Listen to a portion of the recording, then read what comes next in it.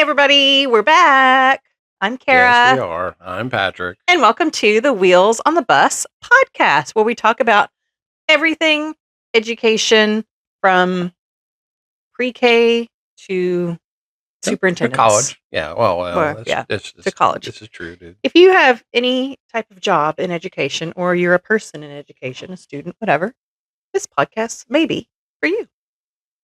But probably not this week because we're talking about what happens when you work in education, especially when you're a newbie. When you have to partake of the drinks of the week. Yes. Look at that. We got something new for you this week. Yeah, so this is all about what happens when you got to go see the nurse. Mm-hmm. So, or thereof, whatever you've got. What do you call it? The quack shack? Well, A&M was the quack shack, yes. At Texas A&M, if you got sick, you went to the quack shack. Yeah. To get your excuse from going to class. Yeah. Even though that's really about, you'd wait for 8 hours to get that excuse. It was kind of goofy. Although I did go there one time for being seriously ill. Well, every week on our podcast, the bus goes to various aspects in the education world. And so I hope that you survived the ice and the snowstorms and that you did not get sick from going outside and playing like I did. I mean, I didn't get sick, but I went outside and played. But this episode is all about going to the nurse. Being sick, kids sick, you sick, wheels on the bus, go to the nurse.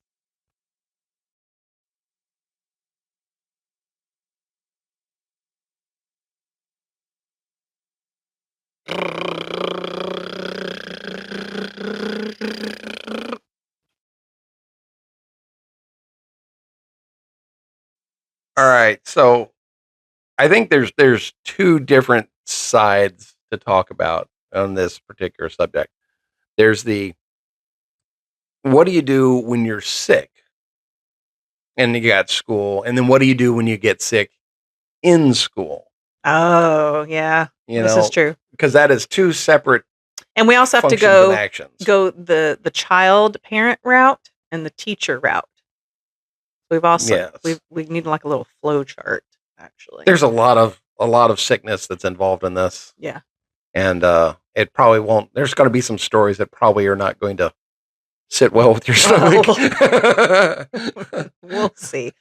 Okay, so let's talk about students being sick at school. Okay.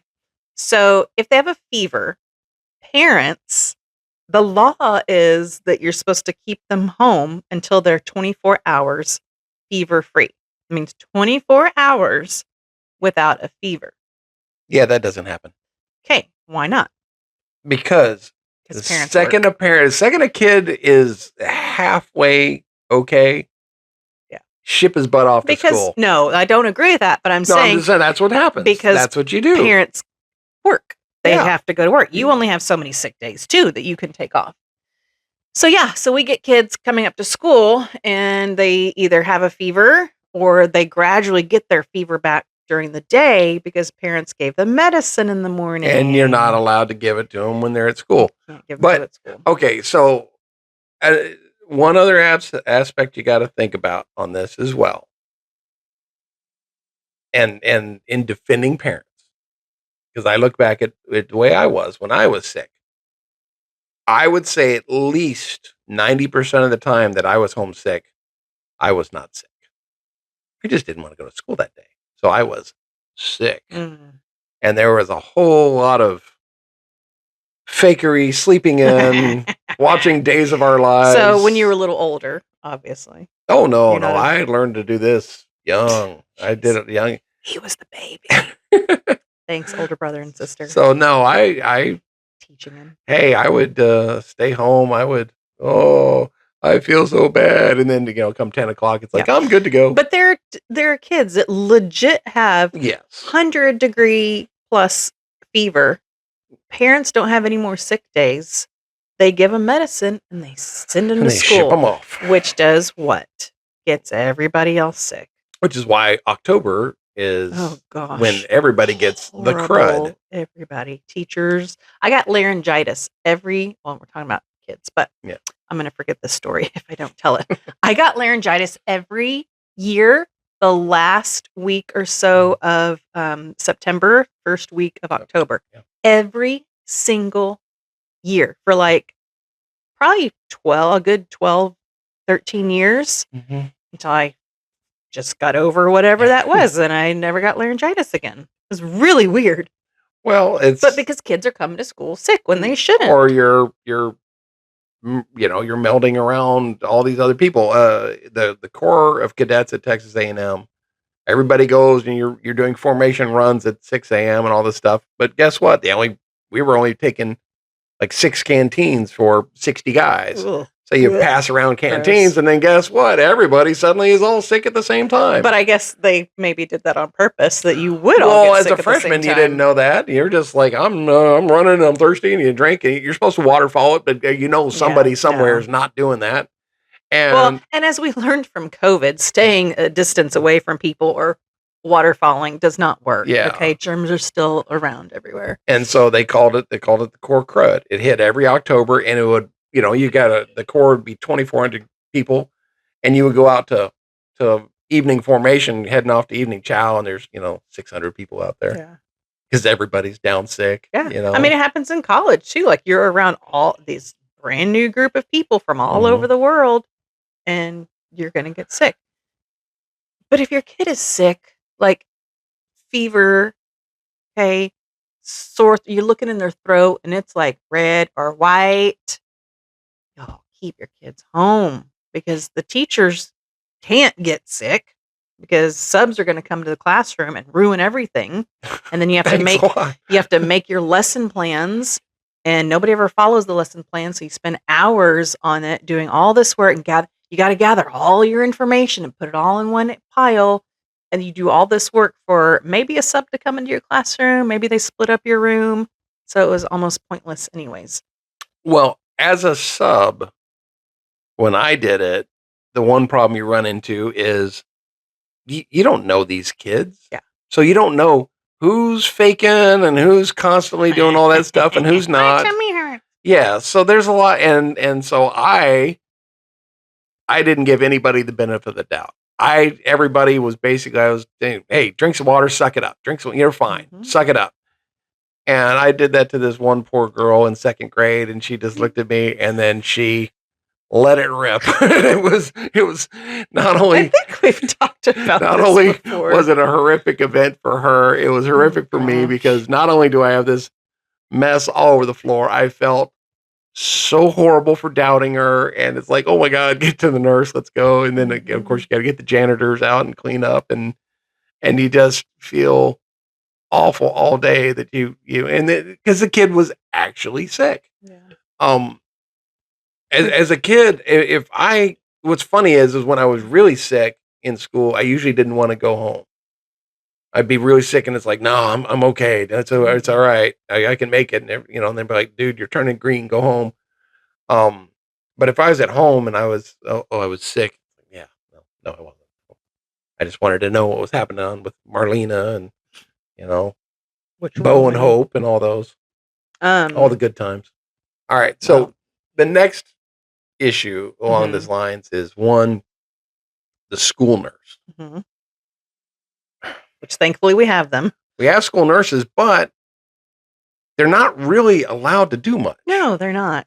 That's the whole point. They can take your temperature and they can put ice packs, I think. Give you a Band-Aid. And Band-Aids, and that is it. Mm-hmm. Now, and that's the problem, because let's be honest. If some kid comes to you and he's got a fever, you have two choices, right? You got aspirin, three. Aspirin, Tylenol, or ibuprofen to knock back fevers. But a nurse, I don't know if the school nurses are truly licensed, registered nurses or not. They're usually at least LVNs. Yeah. But they're not allowed to give kid's got 102 fever, and it's like, give them some aspirin and knock it back. It's like, no, you can't do that. No. And that is terrible because that's what the kid needs. Yeah, but you don't know what the kid's allergic to and if they'll have a reaction and what their diet is and blah, blah, blah. Oh, I know, it sucks. I'm not defending it. Fine, give them 17 children's aspirin that's got that suppression stuff in there and be done with it. In the nurse's office, there's a number. The temperature has to be, I think it's like 100.1, 100.4 maybe. or higher to be considered a fever. And if it is that temperature, they can stay in the nurse's office and kind of lay down for, 15, 20 minutes. They'll check the temperature again. But if it's something else like vomit or diarrhea, apparently there is no set number that they have to Well, if go they're home at. vomiting, yes, go get rid of them. No, because I've had students vomit like in the classroom, and then you send them to the nurse and they send them back with a note. No fever, gave them some crackers. What's the point of that? And then 30 minutes, they vomit again. And so you send them to the nurse. No fever. I let them rest for 20 minutes, send them back if they don't feel good. And then they vomit again, and you send them to the nurse. No fever. I'm like, I'm just calling mom. The teachers do, because the nurse isn't going to do it, because there's no like set number of vomits or diarrhea that counts to go home. One is the limit. You think? Well, and the nurse is like, well, was it actually like throw up? Or was it just a little spit? Or was it just like hurling? Was it phlegm? I'm like, there's crap on my floor. Okay. Just send them home. No. So I've had to call parents or message parents multiple times because the nurses don't. And we've had I've taught kindergarten for 19 years. We had bathrooms in most of our classrooms, and some of those bathrooms got annihilated, and it's like, no, he's fine. He just had to go to the bathroom and didn't know how to wipe.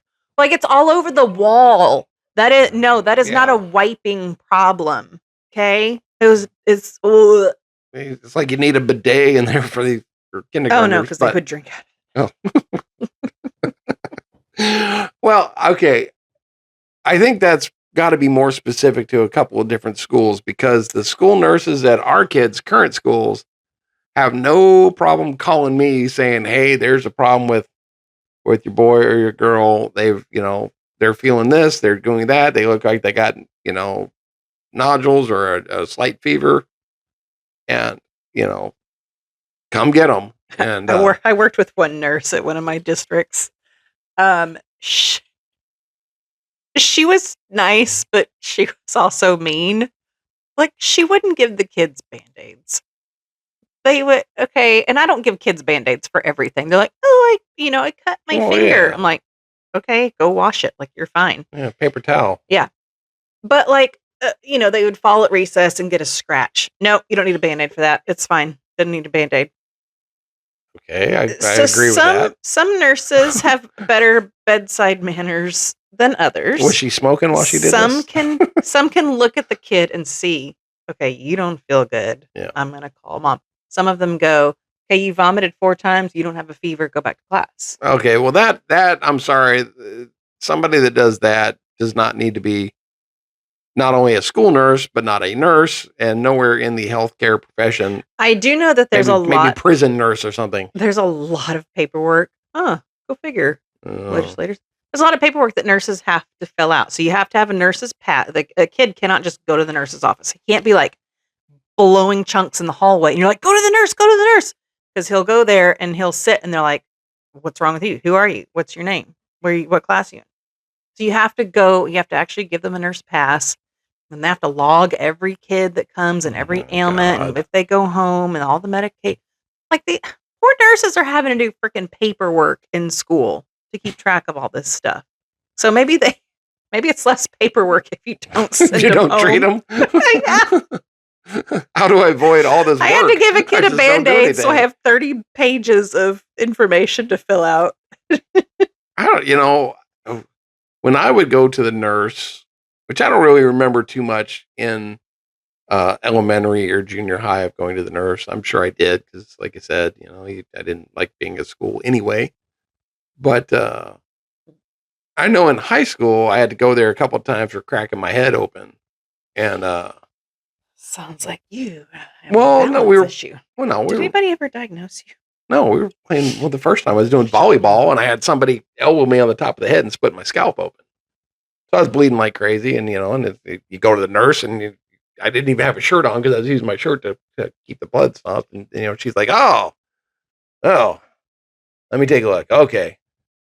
Yeah, you'll be fine. Let's give me some of that. And I guess she, was a cortisone. Monkey blood?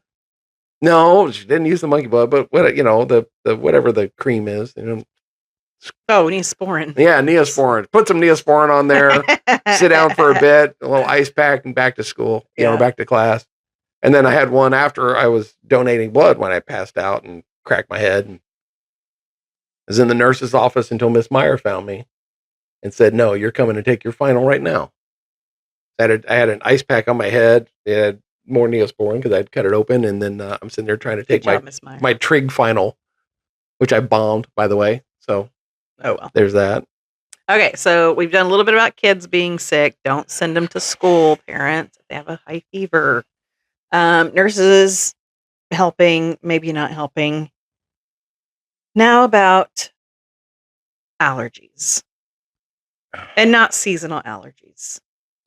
I don't recall a single issue time story, anything of a kid with any sort of an allergy, an EpiPen. You didn't hear about that. You heard about the one story of some guy that was allergic to bees somewhere that died, but that was it. There was nobody had a peanut butter allergy, egg, soy, none of that crap. wheat. So I question on some of these allergies, are they true allergies, or are they mom is just paranoid? So you do have to have a written doctor's note that states your allergy and your plan of action. And then if it includes an EpiPen, then obviously the nurse has to have an EpiPen. For several years, when I was teaching dual language, my partner and I, we would switch kids like every other day, every 2 days. So your group of kids would switch classrooms. Yeah. Well, we would have students with EpiPen, with allergies. And for a while, we got to keep the EpiPens in our room. They had to be, we put them like in a little fanny pack. They were hanging up on the wall. Like the kids, didn't have them on their body because obviously that's dangerous. Yeah. But we could have the EpiPens in our room hanging up on the wall in case of an emergency. Okay, we would have to take it to lunch. We would have to take it when they switched to their other classes. Like we would hand it off. We would hand it off to the PE teachers. We would hand it off to the music teachers. We would hand it off to the people working lunch duty. And then after a while, I guess the laws changed, and only the nurse, since it's a prescribed medication, only the nurse can have the EpiPen. So now, if there's another kid in the classroom that brings a snack and sends this kid off, you have to call the nurse, and she has to come running down, hopefully, with the EpiPen to give the injection. Never happened, thankfully. But wouldn't you rather have it there in case you need it? Instead of, that's the thing now. Is the teachers can't have any kind of medication in the room. That would be an actual professional development topic worth having. Oh, we have to learn how to use EpiPens. Well, then why? If you're not allowed to use them now, what a colossal reasons. But I do agree that more and more allergies, just ridiculous amounts. I don't know why. I don't know what's in our food or in our water. Or everybody's maybe just too clean, and because of that, the kids aren't getting all the dirt and filth that they need to get their allergies, done ahead of time. Yeah. That's the reason why you're supposed to eat dirt as a kid. Yeah. So you get. But some young children, like 1-2-year-olds, you find out really quickly that they're allergic to peanut butter. How did that happen? Why is it so prevalent nowadays? I don't know. I'm not a doctor.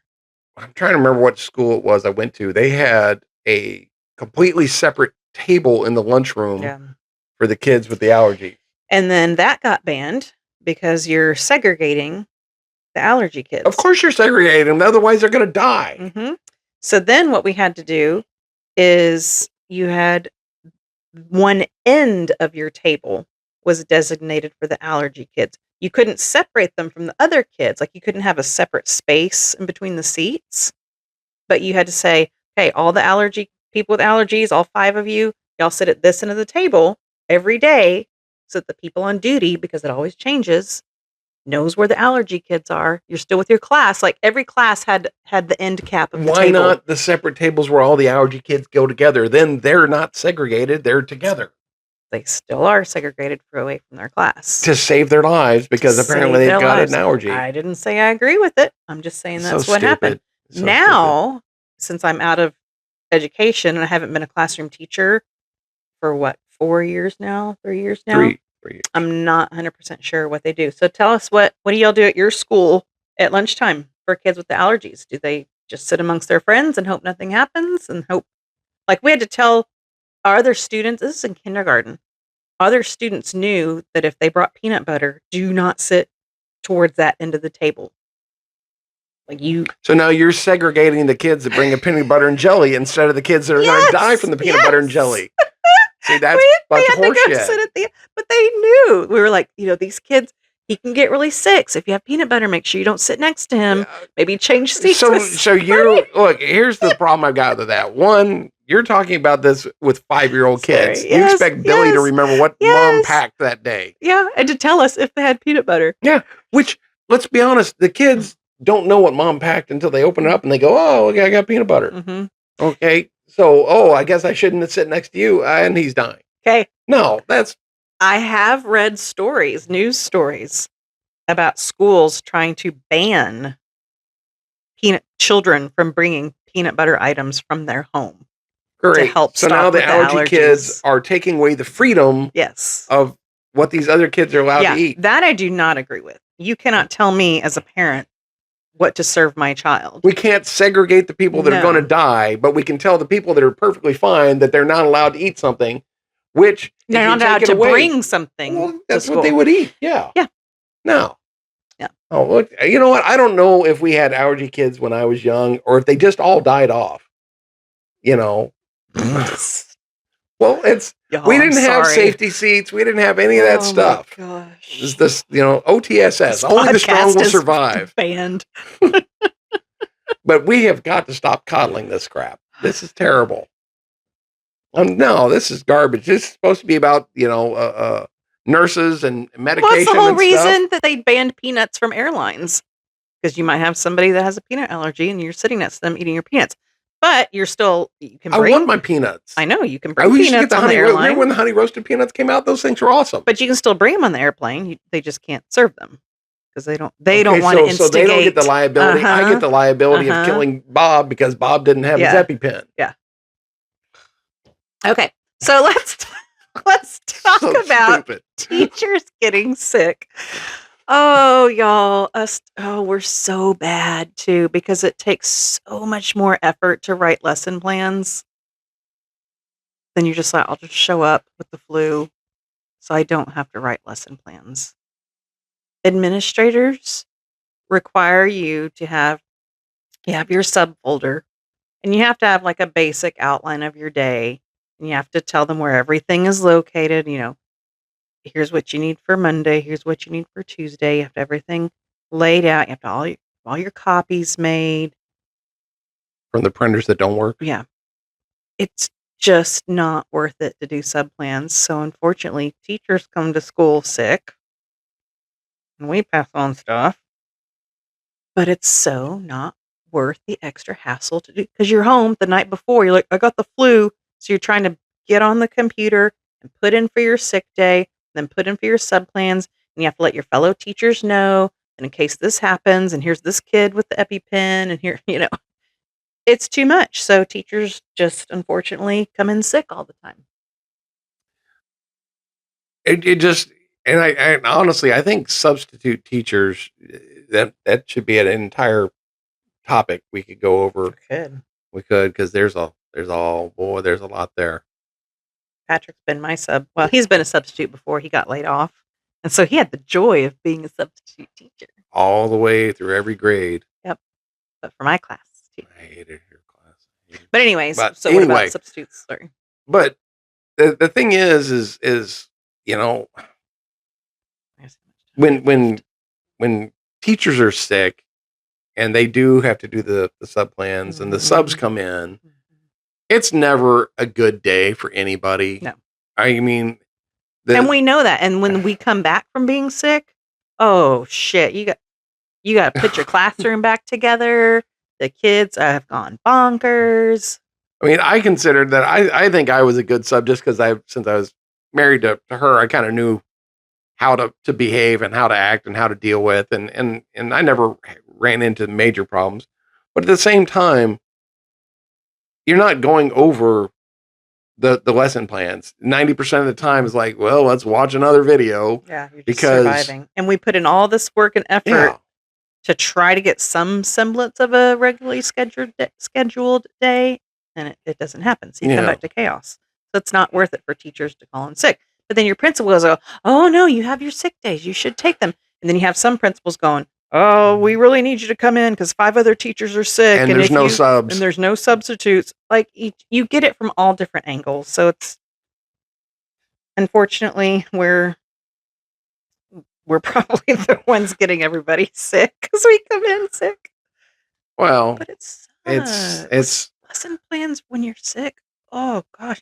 And then and it's always you're trying to do a lesson plan at 5:30 in the morning Yeah. as well. yeah, because you're trying to see, maybe if I feel bad tonight, maybe if I wake up in the morning, I'll be able to make it. And then you definitely don't have a sub. If you have to call in the morning, oh Yeah. yeah, you're not getting a sub at all. So your kids get split and put into the other teachers' classrooms. Then they're stressed out, but they're there for you if you have a really good team and they work with you. Like we would send certain kids to certain teachers' classrooms. Like if I'm sick, you get these 5, you get these 5. and she gets those guys. Yeah. I don't know. I've only made one lesson plan ever. I had to make a sub plan for my sub when I was a sub because that's when you went into labor. Mm-hmm. And I had taken all the subfolders home because I was this one coach's sub every day. So why am I going to return it back to the class? So I had the keys, I had everything. And it's like, oh crap.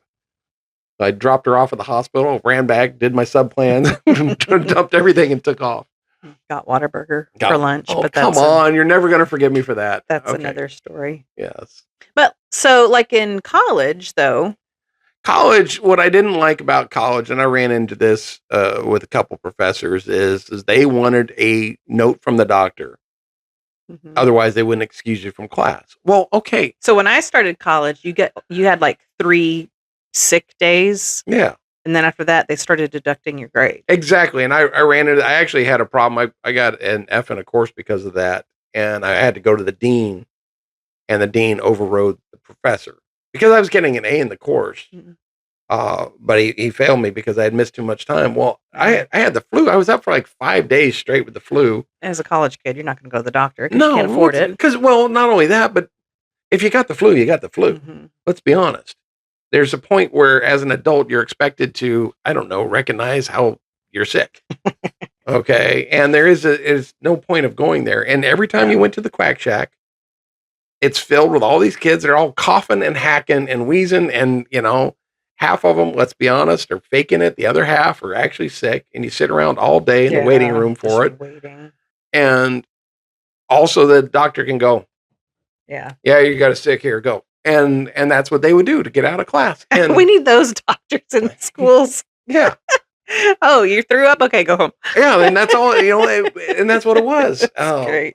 I actually I spent 3 days in the hospital of the Quack Shack at A&M one time because I had food poisoning, so I was absolutely sick as a dog. But you miss those classes, and it's like, oh, well, I got to take a note saying I was actually sick, and it's kind of dumb. It's a dumb rule.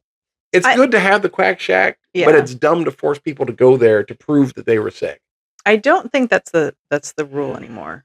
I think if you're absent, you're absent. You either make the grade or you don't. You're paying for the class.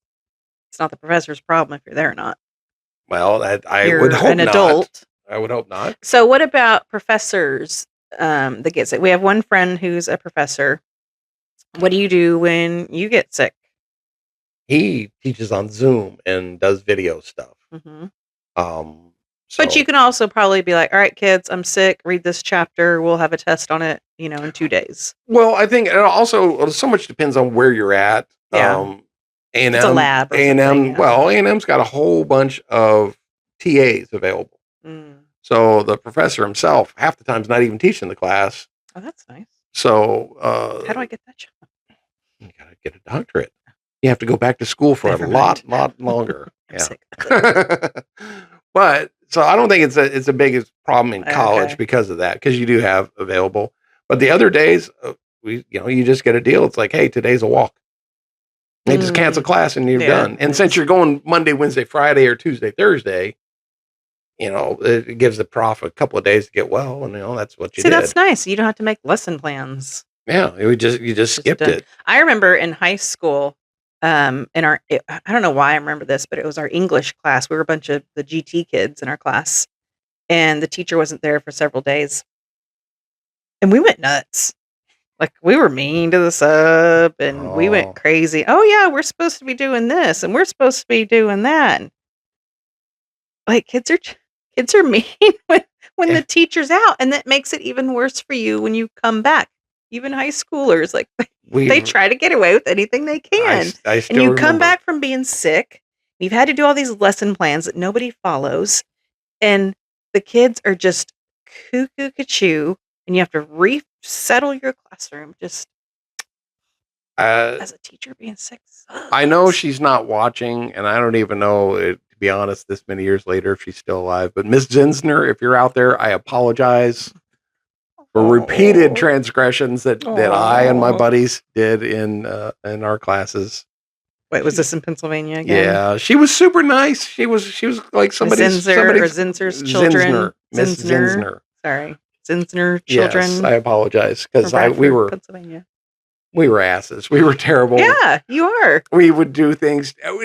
We would try to do things that would drive her nuts just to see what she would do. I mean, it's when you're sick as a teacher, you would just rather show up and be able to sit at your desk and just be like, all right, and not hear what happened. Not have to. Yeah, oh my gosh, some subs. Okay, y'all are really great at leaving teacher notes about what happened throughout the day. Most of the time, we don't want to hear it. We know the kids are going to act up. Mm-hmm. We know that Lucy is going to do X, Y, and Z because she does it when I'm there too. And she's just going to do it even more. I don't need 2 pages of notes about kids because I know they're going to be a fool. So yeah, but there has to be some repercussions for that behavior. It's just easier for. There's not. There should be. Oh. What? I sent them to the office. That was the only power. You're apologizing. As a No. I'm saying as a student. Oh, as a student, yes. You're apologizing 40 years later. Okay. They're 35. There's no repercussions. The repercussion is the teacher doesn't call in sick, and our lives are miserable. Yeah, it's the fact that I remember her name tells you how bad it was. We were terrible. We were just, you're throwing things around the room trying to see if you can get a reaction. Yeah. Well, how are you guys doing after the snow and ice? Are y'all sick? Are y'all drinking your Triminic and your Emergency and all the other drinks of the week? So the Dimetaps was always a favorite of mine as a child because it tasted good. Triminic for me. We drank orange Triminic. Always tastes like ass. Oh, I love Triminic. No, Dimetap was always the great flavor. Dimetap tastes like Kool-Aid. Mm-hmm. It was great. NyQuil was awful. When you're seriously ill. And you had to drink it back when we were kids. Oh god, it was so bad. I was because there's always licorice flavor, and then when they came out with the cherry flavor, it's like this is not any better. I couldn't swallow pills until I was like 12 years old, so they would dissolve pills in water. And I remember one time at school, because my mom was a teacher, and so she dissolved some aspirin in water. Ooh, bitter. Oh, I had to. Oh, it was so gross. The one thing that we always liked, which they're completely almost ineffective, but remember the Luden's cough drops, the cherry flavored Luden's cough drops. Yeah, I didn't really do. It tastes like it was almost like a Jolly Rancher, and so we're popping those. I remember those got banned. But when I was in school, if you brought aspirin or you brought cough drops, nobody cared. Yeah. Well, it could be ecstasy or Molly. Well, now it can. They didn't have ecstasy when I was a kid. Yeah. It's we had old fashioned drugs. We didn't have all the new crazy, stuff. Yeah. But no, it's if you had aspirin or ibuprofen or cough syrup, nobody cared. They were like, oh, if you're sick, why are you here? That kind of a deal. Yeah. Yeah, you gotta. Now it has to be confiscate registered it, or you're gone. call the nurse, call the parents. The nurse has Yeah. to keep it. Yeah. Which is garbage. It's so terrible. Well, look, we need to wrap this up because Yes. people are getting sick from watching this. Yeah. Well, besides, I need to go get a Luden's cough drop anyway. But we hope you survived the snow and ice. Glad to see y'all. We're trying to get back on a good schedule here. And So- this bout of the crud as well. Yes, this latest flu season, whatever. So stay safe, stay healthy, and like, subscribe, smash that like button. Learn Oh, that. God, don't do that. Don't. Okay. Sorry. Stop that. Anyways, love y'all. Thanks for watching. Bye. Bye.